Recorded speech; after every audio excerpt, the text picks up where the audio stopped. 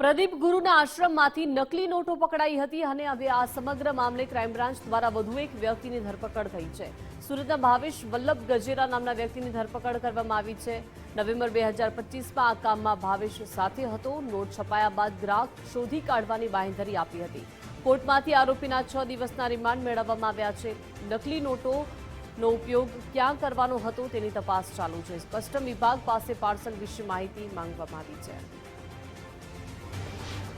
मुख्य आरोपीओ प्रदीप जोटंगिया तथा मुकेश ठुम्मरनी पूछपरछ करता एवी हकीकत बहार आवेली हती के गत फेब्रुआरी 2026 रोज आज जे बनावटी चलणी नोटो छापेली है तेमा मुख्य भूमिका भजवनार अन्य एक आरोपी है जेनु नाम भावेश गजेरा है अने ए पण सूरतनो रहेवासी है अने तेने पण त्यारे आ नवेम्बर 2025 में बनावटी चलणी नोटो बनाववा माटे छापवा माटेનું જે કાવતરું રચવામાં આવેલું હતું ત્યારે એ સાથે હતો અને પોતે જ્યારે નોટ છપાઈ જશે ત્યારે બજારમાં ભરતી કરવા માટે કમિશનથી ગ્રાહક ગોતી આપશે તેવી એને બાંહેધરી આપેલી હતી અને તે પણ કાવતરાના એક ભાગમાં મહત્વની ભૂમિકા એને ભજવેલી હતી।